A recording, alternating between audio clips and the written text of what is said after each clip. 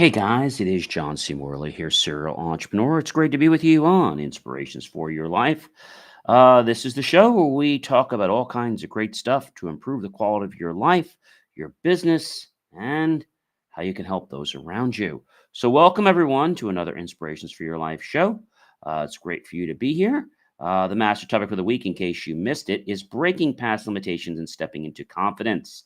If you haven't gotten something from the kitchen, well, maybe go get yourself a snack, something hot, something cold, something healthy, something sweet, whatever you like, maybe fruit, etc. So go run and do that, and I'll let you guys know what our granular topic is for today, turning setbacks into setups, the power of learning from challenges. We're on series 4, show 6, episode number 5. Welcome everyone to another wonderful, powerful episode of the Inspirations for Your Life podcast. I am your host, John C. Morley, serial entrepreneur, and I'm not only a host, but I'm also a podcast coach. And today I'm going to dive into one of the most important mindsets for success, reframing setbacks as lessons. We all face obstacles, right? Failures and unexpected challenges, but the way we respond to them determines our future. It actually shapes our character. Rather than seeing setbacks as roadblocks, we can shift our perspective and use them as stepping stones to growth. Resilience and ultimate success in this episode is what we're about, and we'll explore how to extract valuable lessons from the failures, develop a problem solving mindset, and turn past challenges into fuel for future achievements. If you're ready to stop seeing setbacks, then as the defeat that changes your life and causes you to not go anywhere, and start using them as opportunities to grow stronger and smarter, well, this is the episode you're going to want to watch from beginning to end. Do check out believemeachieve.com for more of my amazing, inspiring creations. All right, guys. So the first one is shifting perspective from failure to growth. Failure is not the opposite of success. I've said this before. It's part of the journey toward it. Instead of viewing setbacks as defeats, shift your perspective to see them as opportunities for growth. Every challenge you face provides a chance to learn, refine your approach, and come back stronger. When you embrace a growth mindset, failure becomes a tool for self improvement rather than a reason for you to quit. Number two, identifying key takeaways from challenges. Every setback contains valuable lessons. If you take the time to analyze them, you can ask yourself, what went wrong? What could I have done differently? What did I learn from this experience? By extracting key takeaways from your challenges, you equip yourself with insights that can prevent future mistakes and guide you towards smarter decision making. Number 3, developing resilience, but they also strengthen it. The more you push through adversity, the more mentally tough and emotionally strong you become. Resilience is about bouncing back quickly, maintaining a positive outlook, and continuing to move forward despite obstacles. The most successful individuals aren't the ones who never fail, they're the ones who refuse to give up. Let me say that again. The most successful individuals aren't the ones who never fail, they're the ones who refuse to never give up. Those are the ones that are successful. Number 4, recognize setbacks as opportunities for improvement. A setback isn't a sign that you should stop. It's a signal that you need to adjust, whether it's refining a skill, changing a strategy, or learning a new approach. Every challenge presents an opportunity for improvement. Instead of dwelling on what went wrong, focus on how you can use the experience to level up and achieve better results in the future. That is the key.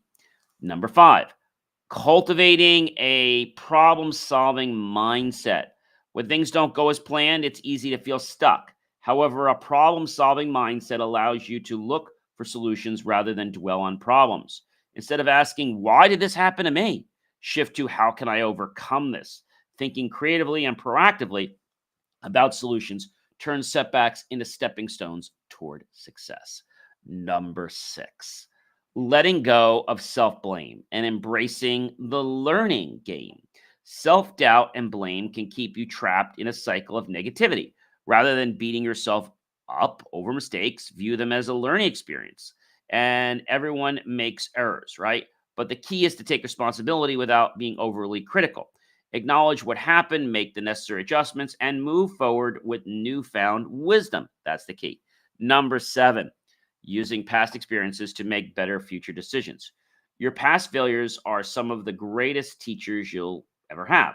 The experiences that once seemed like setbacks can guide you toward making things better, more informed decisions in the future, and of course, achieving your promised land.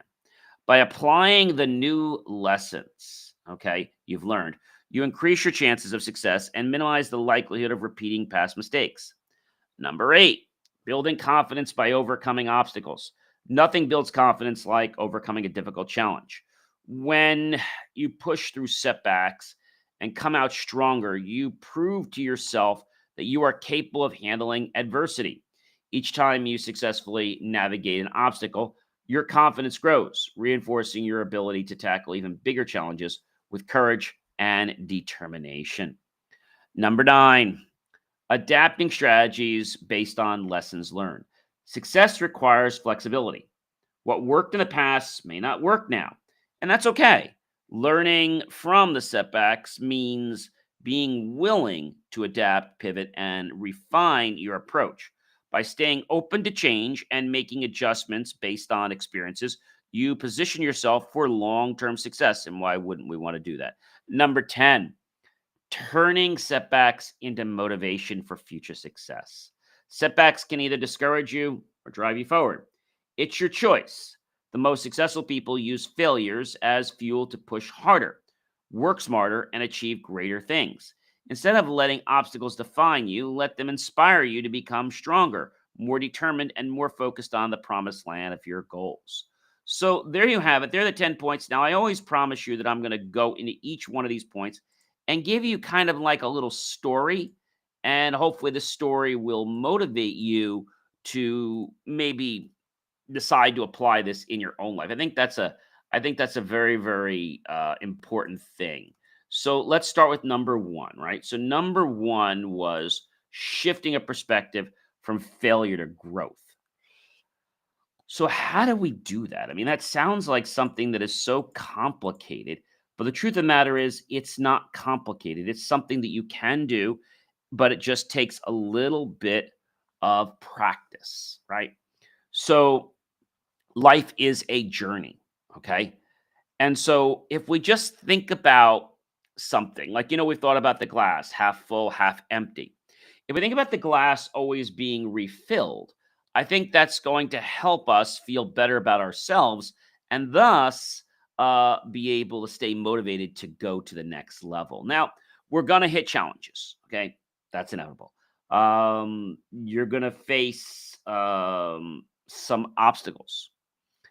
And the key is that when you face these, to see them as a lesson, to see them as just a course direction or redirection. If you've ever been in a car and you've used a GPS, so you put your address in, right, to where you're going to go, or you tell it where you want to go, and the car will start calculating a route. Well, what happens if you make a wrong turn or the road is closed? It'll say recalculating route. So, one thing the GPS does is it tells you how to get there. If you are off track, it politely reminds you that you need to do something else to get back on track. And so, if we follow the GPS 99.9% of the time, we can get to our destination. Same thing in life. If we follow these nudges, I want to call them, we will get to our destination. We will get to the success that we've always been waiting for. But it doesn't happen right away. So when you shift your perspective from one thought to another thought, it helps. I'll give you another example. Maybe you are trying to get more abundance in your life. So shift yourself from thinking from lack and think of more abundance in your life. Now, that's a key thing. Think of more abundance. Now, a lot of people will watch the show, and some people might tune off saying, oh, that's not me. The people that tune out are exactly the people that need to watch this show. And that's just the doggone it's truth, right? That is the truth. So every challenge you face provides a chance to learn, to refine, to grow, and to get back on the horse again or get back, at the drawing board and try something else. Remember, Einstein said Doing the same thing over and over again, expecting different results, that is insanity. So why do we do it? Well, we do it because we think that's going to change, but it's not. You have to do something different this time to get different results. Number two, we talk about identifying key takeaways. What did you learn? Just something simple. Maybe you were bowling. I know when I was learning how to bowl many years ago, I loved to bowl. What did I actually do wrong? Okay, I think that's probably the most important thing. Like, what did I do wrong? And if we can understand what I did wrong, then that can hopefully fuel you to something that might just change your perspective. It might change your perspective. And then again, it might not. So I think that's an important piece, is that we have to understand what that perspective is, why that perspective exists. I mean, I think that's a very, very important thing. And it's something that we all have to think about. We all have to think about that. And so, if we think about that, then we know, ladies and gentlemen, that it's important for us to follow on that new pathway. All right. To follow on that new pathway. And so, when we follow on that new pathway, it's like we suddenly have this way to go a certain way. And so that might sound like something that's a little bit crazy, but it is the truth, ladies and gentlemen. It is absolutely is the truth. And so truth is something that a lot of people don't want to understand. They don't want to embrace truth because they think that if they embrace truth, then, they failed. No, they've actually found a better way to get to their destination. So, number three, developing resilience. So, resilience, when we talk about Jen Drummond, I like to talk about her because, she's climbed all these mountains. And there were some mountains she didn't climb the first time, and she had to go back and do it a second time. And she had a very, very good slogan that I like to use, and she came up with it.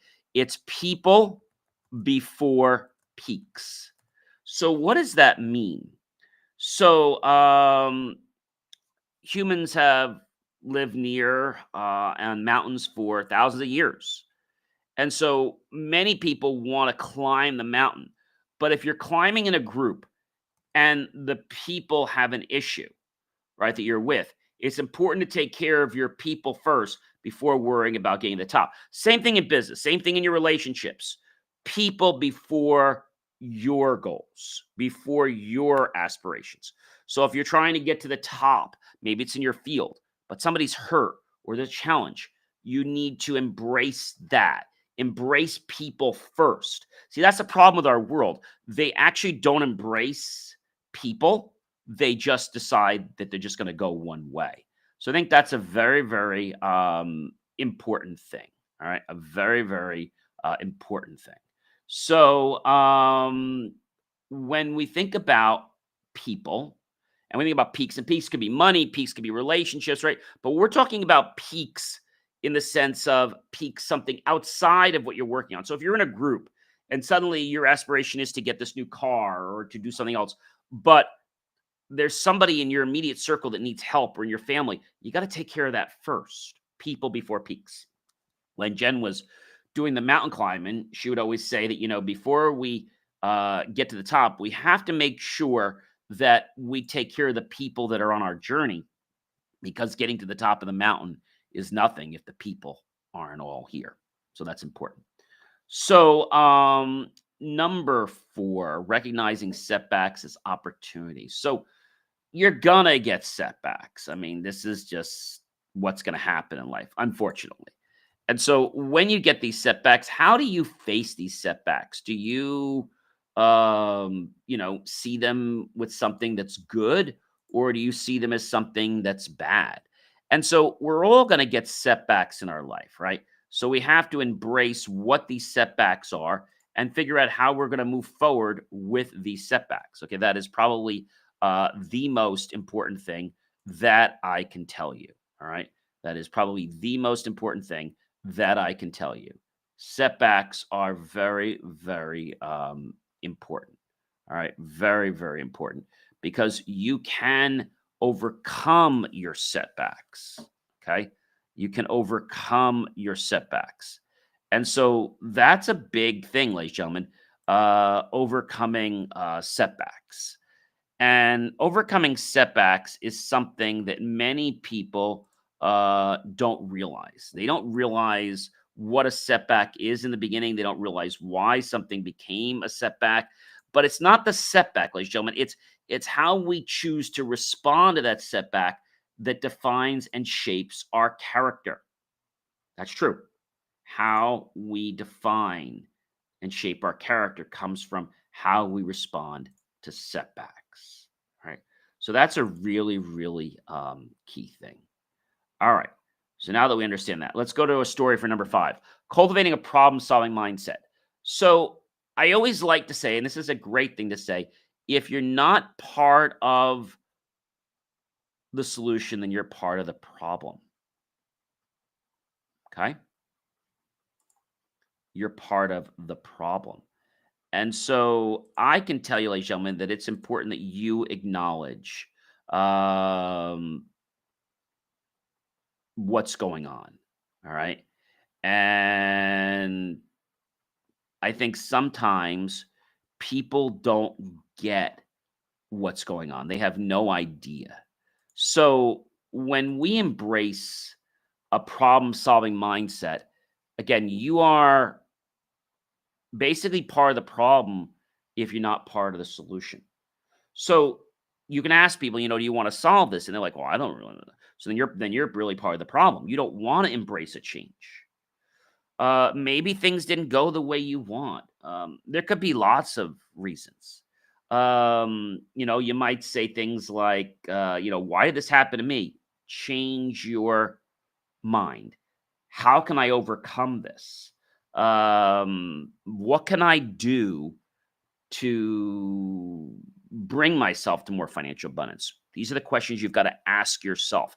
And when you ask yourself these questions, your life will change. See, so many people are programmed that, like, whoa, it's me, why this happened to me? I can't believe this happened. Like, now it's got to happen. I don't have time for this.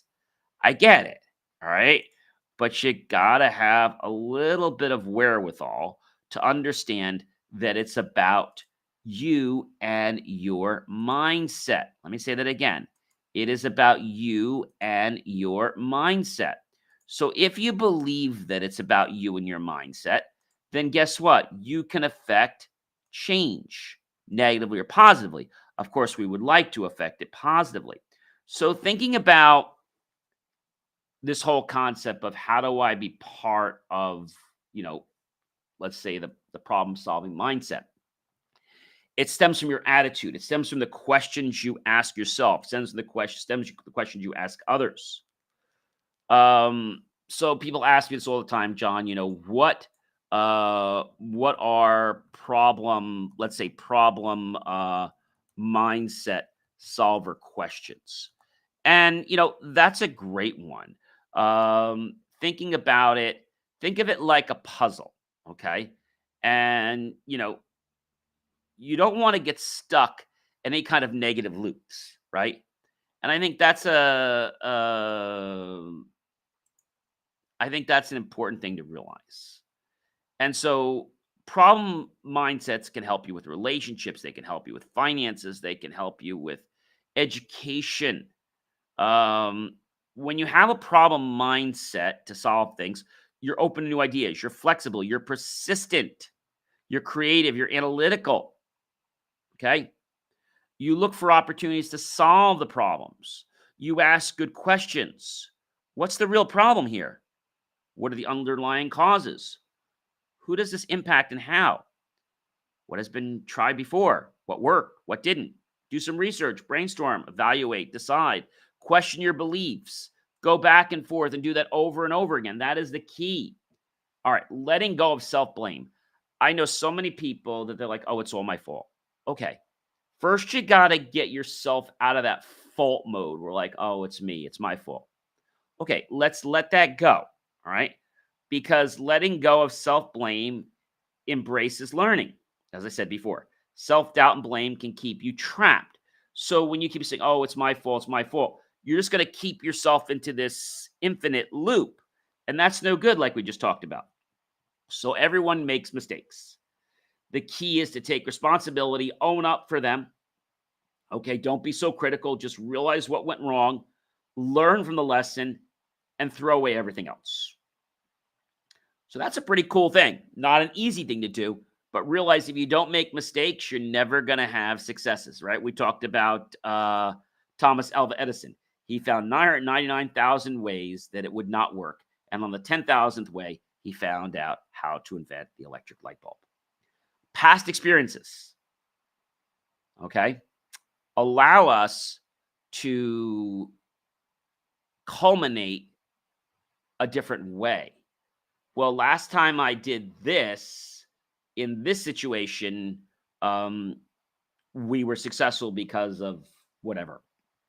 Uh, Last time, we had a group meeting, we followed Robert's rules.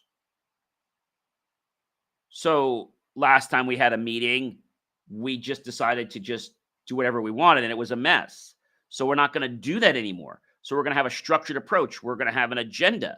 We're going to make sure only one person speaks. We're going to use Robert's rules. We are going to document everything. We're going to, approve the minutes at the second meeting of the first meeting. So when you start to get people in the mindset that, you're going down a different pathway, it gets people curious, and you will usually get some buy-in. Just apply the lessons you've learned, and you increase the chances of your success, and you minimize the chances of failure. But remember, ladies and gentlemen, failure is not failure unless you have quit. Failure is nothing more than a mistake, right? I know hundreds of times I've made cakes and the thing didn't come out right. It's not a failure, it's a mistake. So I learned from it. I learned that I don't put that many eggs in. I learned that I don't put, let's say, the cake in the oven that long. Or I learned that when I transfer things out of the pan, I have to do something else first so it doesn't flop, right? So I learn from those mistakes and I don't repeat those mistakes. That is the key, ladies and gentlemen, really big key. So getting to the story for number 8, building confidence by overcoming obstacles. When you can overcome even one obstacle, it'll start to give you a little bit of momentum. Overcome another one, more momentum. You might say, gee, John, that's not the whole enchilada. No, it's not. But I do this all the time. When I achieve certain things, it then primes me to be able to achieve things that are even greater than that. So a lot of times when I'm studying, I'll go back and study my easy stuff first because that'll give me a good feeling. And then I can keep moving forward because I know I've gotten something and it makes me feel good.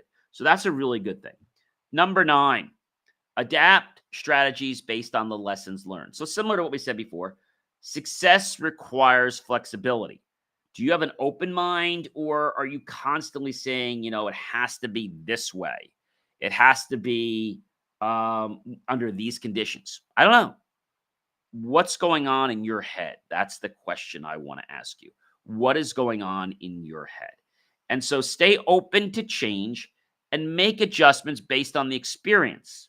You position yourself for long-term success that way. But again, see those things that happened in the past as a learning experience. They're setbacks, right? And we have to be willing to adapt and pivot. That's all we're doing. We're adapting and we're pivoting. We're not throwing away the whole kitchen sink. We're not starting from scratch. We're just realizing that we have to take a slightly different approach. And that doesn't always require throwing the whole bathwater out, right? It could just mean that we have to add some more warm water to it or more hot water to it. I'm just giving you a rough example. So I think that's an important thing. And our last story on turning setbacks into motivation. It's your choice. As I said, the most successful people use failure as fuel. So maybe, I don't know, you were studying and for whatever reason you weren't successful in learning. So maybe you need to get help from the teacher or the professor. Maybe you need to engage other students. What is it you can do to combat your, let's say, challenge of getting this information into your short-term memory? Then how do you get it into your long-term memory? Well, once you get into your short-term memory, getting into your long-term memory is not hard. It's just repeating. It's maybe using mnemonics, but you own the information when you use the information, not when you just say, hey, I think I've got it. You've got to get comfortable. You can never get too comfortable with information, right? I even do this when I read for church. I'll read a couple times, make sure I've read it, make sure I know the words, make sure I'm not going to be surprised by anything. And it's that action that gives me confidence and a good feeling so that when I stand up, ladies and gentlemen, and I go to read the Bible, I have a very good feeling. Plus, I have God blessing me. But, I think when we can get confidence in doing something, that's why in math, I love to do lots of math problems because when I get the confidence of knowing how to do it, that makes me feel so great. And so that requires some practice, but it also requires understanding the steps, right? I do this first, I do this first, I do this next. Have a way to check yourself. I know, like in high school, they had answers at the back of the book. They didn't have that in college, but I remember in Algebra 1, Algebra 2, Algebra 3, even geometry, you would go do something and then the answers would be in the back of the book. And that would be very helpful because I could do the homework and I could check and I could see, am I on the right pathway? So turning setbacks into setups is what this show was about today. And so if you want to be successful, recognize number one, there's going to be setbacks in your life. Number two, how you choose to respond to those setbacks will shape your character. And number three, as that character is shaped, that will truly direct how successful you will be. I know that's pretty amazing, isn't it? I thought you would think that was amazing. But, this is stuff that you have to practice over and over again. Ladies and gentlemen, I am John C. Morley, serial entrepreneur. It's always such a privilege, a pleasure, and honor to be with you here on Inspirations for Your Life.